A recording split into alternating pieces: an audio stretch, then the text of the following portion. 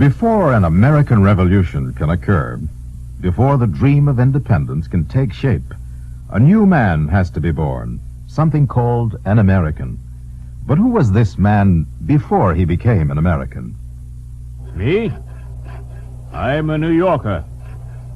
Just cleared me 30 acres here in the valley.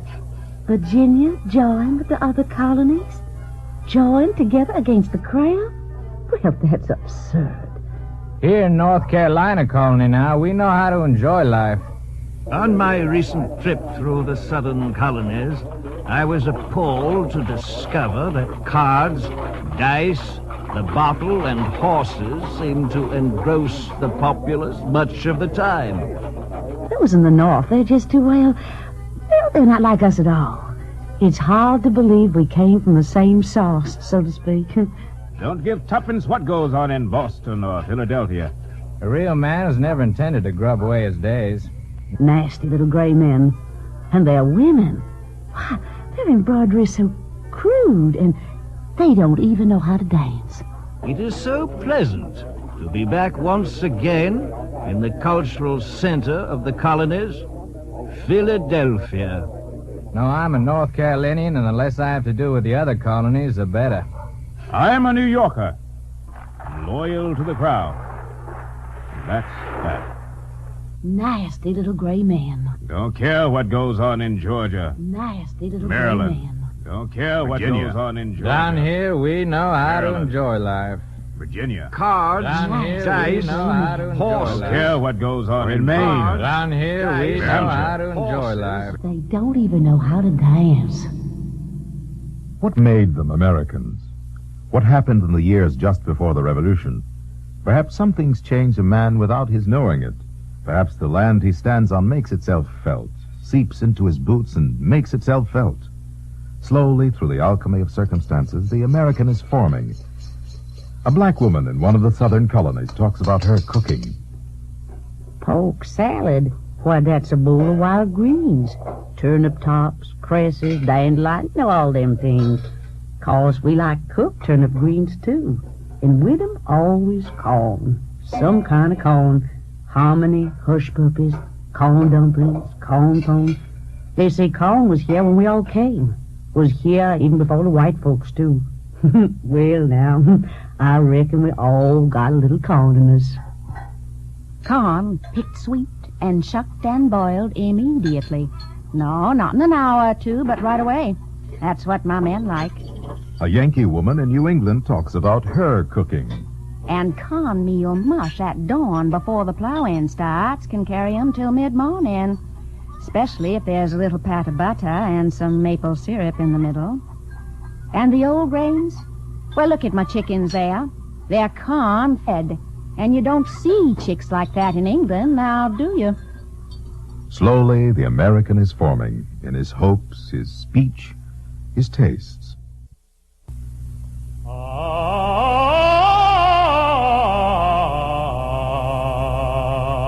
Homebred! She's homebred! Born and raised right here in the colonies. Come and see her for yourself.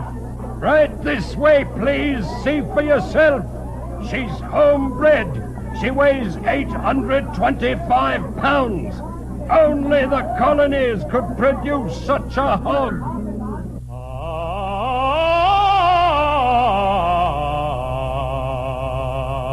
1, 2, 3. 1, 2, 3. The art of dancing, carefully taught by Samuel Pierpoint at his school next door to Mr. Brindley's hatter in Chestnut Street, where for the recreation of all gentlemen and ladies, there will be country dances every Thursday evening.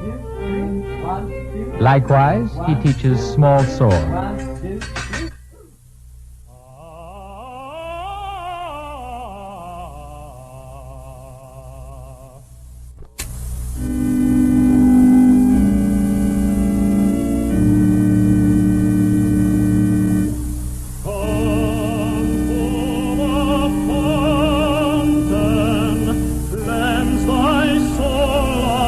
Is being formed by common experiences and common grievances. Tell me, Pinckney, exactly what is the cause of all this ill feeling in Charleston? Don't you know? We feel we're being taxed to death.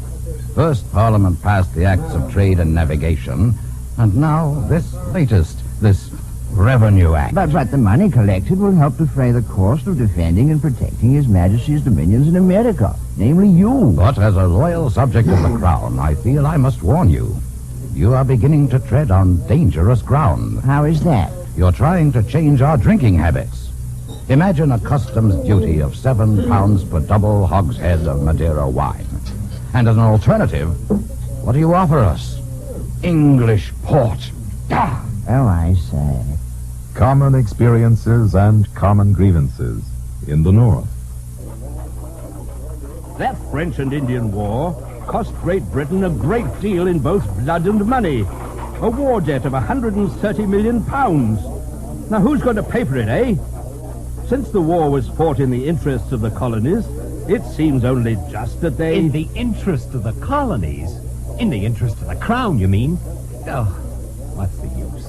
Tax us more and our businesses will fail, our ships will rot in harbor, our mills will shut down. We just don't have the money for your great taxes. You can't get blood out of a turnip. As subjects of the Crown, you will do as you are told. As subjects of the Crown. It never occurs to most of the colonists at this time that they may one day no longer be subjects of the Crown. But without quite knowing where it will lead, they are joining together in resistance. In Boston, young Joshua Bascom is well into his 12-hour day as a clerk in a large merchant firm. With sleep in his eyes, he has swept out the offices and shined the big brass doorknobs, started the fires and sharpened the quills. And then, still in the dimness of the early autumn morning, he has opened the huge ledgers and begun meticulously scratching in the accounts. But now, a senior partner steps from the inner office. Bascom. Sir? Records for the customs house. Step along now and don't dawdle. Yes, sir.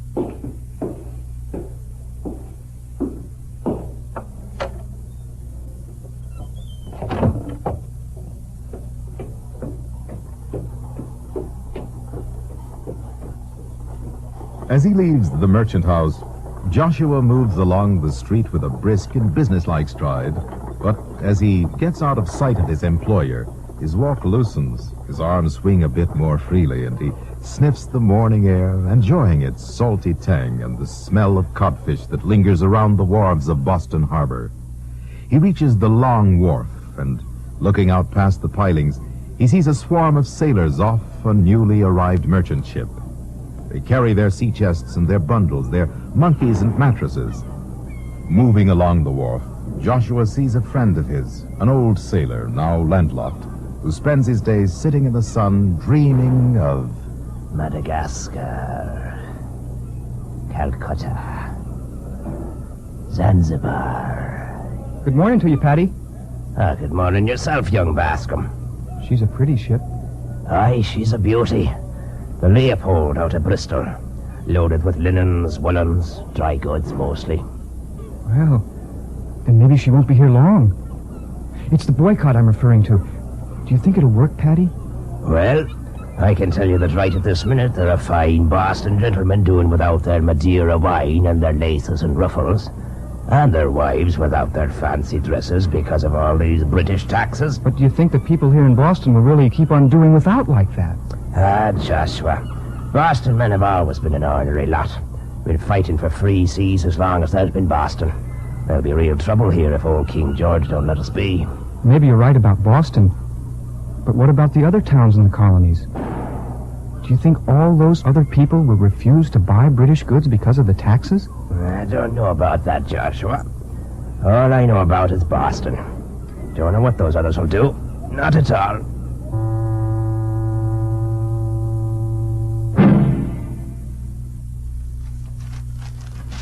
New York Gazette, 22nd November, 1764. The young gentlemen of Yale College have unanimously agreed not to make use of any foreign spirituous liquors. The gentlemen of the college cannot be too much commended for setting so laudable an example. This will not only greatly diminish the expenses of education, but prove, as may be presumed, very favorable to the health and improvement of the students. A New England rum does not come under this boycott. Vanity may call for lace and silk and ruffles, but self-respect in the face of British oppression dictates that I shall be clothed in homespun. Vanity can wait the day of justice. Besides, my neighbors would cut me dead.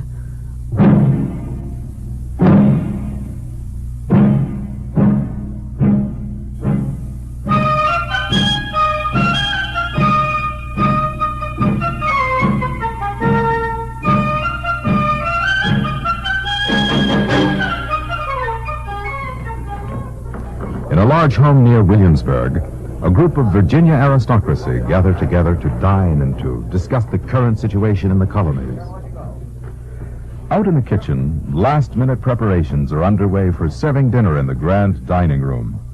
The smoky air, laden with the smell of cooking meat and seafood, simmering greens and savory pies, wafts out the open door into the early Virginia evening. The head cook stands before a huge brick fireplace that almost fills an entire wall of the kitchen. He stoops to the ham and pokes an edge of the crackle, and then lifts a ladle down from the wall and dips it into the great pot of turtle soup swung out over the fire on an iron crane. He bobs from copper pot to kettle to pot, and a large bead of sweat falls from his forehead into the oyster sauce. Nearby, a young boy, a kitchen slave, sits cross-legged on the floor and grinds the coffee in a big coffee mill. Next to him stand the serving slaves, waiting to carry the procession of platters over to the dining hall. The cook looks up from his pots and calls out to them. Soup be ready to carry out in a minute now. Be ready here. Be ready? He always shouting at us, be ready. What else you think we can be, standing around here all the time waiting on him? The folks won't care if we take all night. Never saw them so deep in their talk. What are they talking about? Never you mind, boy. Just keep grinding that coffee. Wouldn't surprise me none we'd serve them folks pig jaws, and they never know. They on to something big. Keep grinding, boy. Yeah, there is something big going on. I seen it myself. Young Martha Jefferson, he looking worried. Martha Henry getting red round the ears. Martha Washington scowling away and clearing his throat. And the older ones, they all talking at the same time. You know what it's all about? Oh, they talking about someone stood up in some meeting and he said there shouldn't be no New Yorkers no more and no New England men no more. Everybody should just be an American. What'd it mean? An American? You just hush and keep grinding. Now, you sure gonna be field boy again. Yeah, but what'd it mean? American? Never mind, boy, never mind. You don't need to know. Resistance is organizing. The radical sons of liberty move through the colonies, gathering together the strands of dissent. In Boston, trouble grows on the waterfront, and 2 regiments of British infantry land in town. Then, on a March evening in 1770, the tension explodes.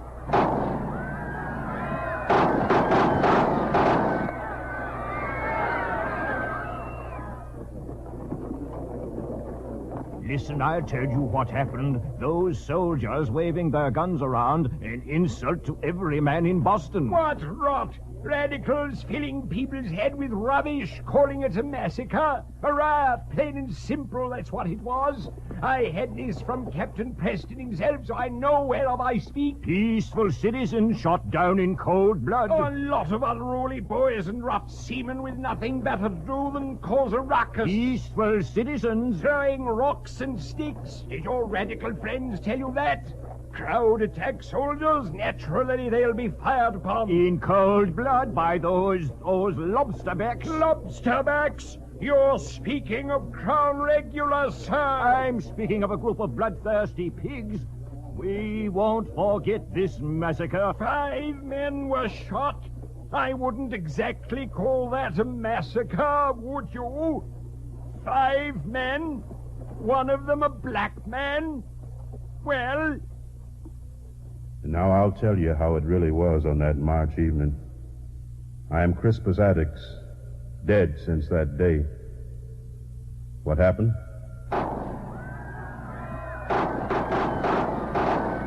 A sudden pain, the final horror of my mouth full of blood, and then, well, I was the first man to fall, wasn't I? Do you think they'll remember? In London, Benjamin Franklin sits with a friend in a tavern, sharing a glass of wine. He has been in England for some time now, pleading the case of the colonies, trying to preserve harmony between England and America. He has heard the angry voices from across the sea, and he thinks of home. I learned to hate candles from him. The stench of that tallow still clings to my nose. Have a pinch of snuff, Joseph. Thank you.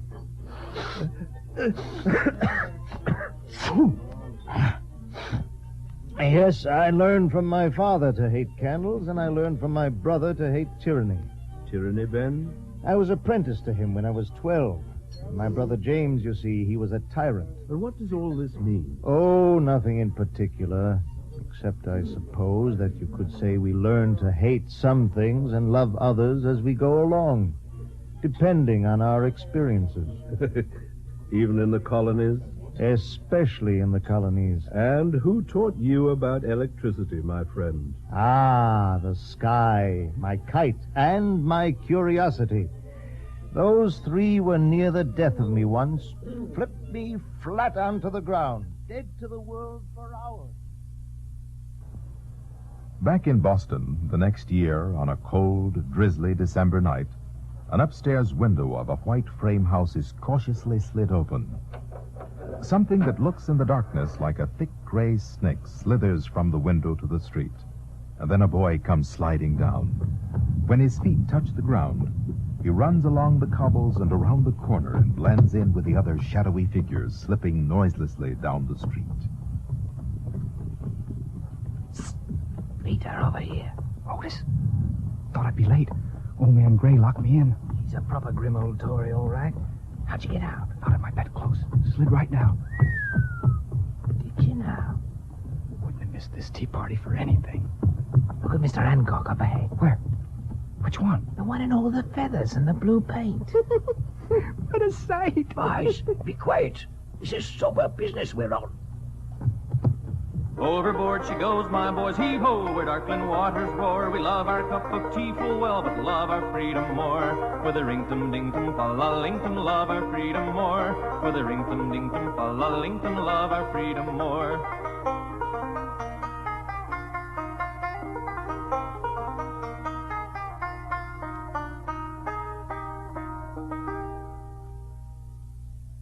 The British reaction to the Boston Tea Party is swift and brutal. Parliament passes a series of laws meant to punish Boston and to assert the power of the mother country over all its American colonies, the coercive or intolerable acts.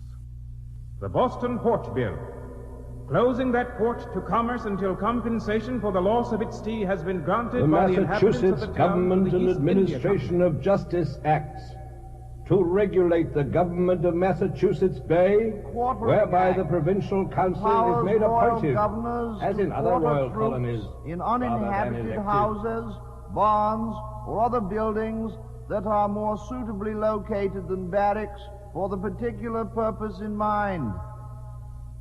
On June 1st, 1774, the Boston Port Act goes into effect. The harbor is closed with the intent to starve the colonists into submission.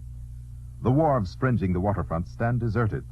Not so much as a skiff moves upon the surface of the harbor. Nearly everything upon which Boston depends, food, fuel, even fodder for her livestock, comes to her by boat. And now the people of the town begin to wonder how long they can hold out. Looks bad for us, Patty. Unless the other towns in the colony send us food. Aye, don't be counting on our rivals now, the folks of Salem or Marblehead. With Boston closed, they stand to make a tidy profit. How about the other colonies, then? Remember how they joined in on the boycott? I do, but I expect they'll be shrinking from showing their hand in this, fearing they'll get the same treatment from old King George. But then, I could be wrong. Hold out, Boston. the citizens of Philadelphia are sending money and provisions. Baltimore, Maryland is sending bread and grain. The colony of Virginia is sending 8,600 bushels of corn and wheat and several hundred barrels of flour. The lowland planters of Carolina are sending rice.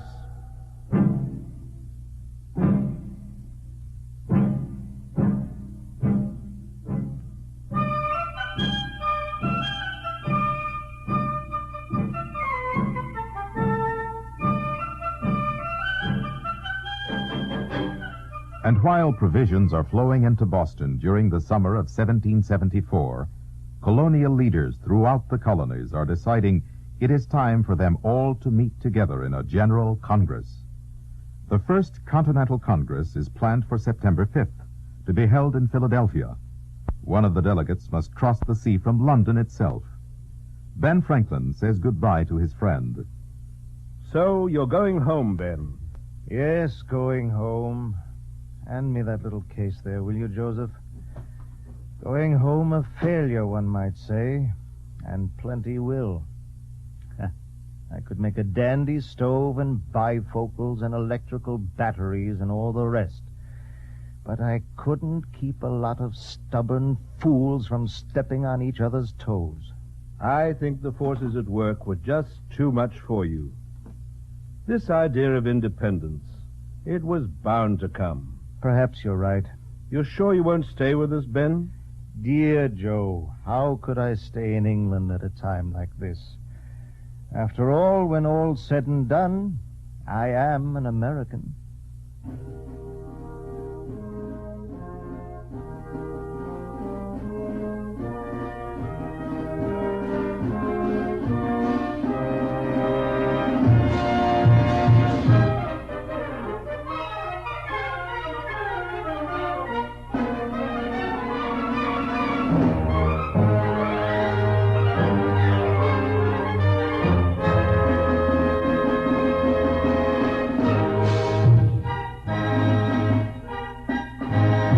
This has been another program in the series, Our Nation's Heritage, produced and presented as a public service by Standard Oil Company of California.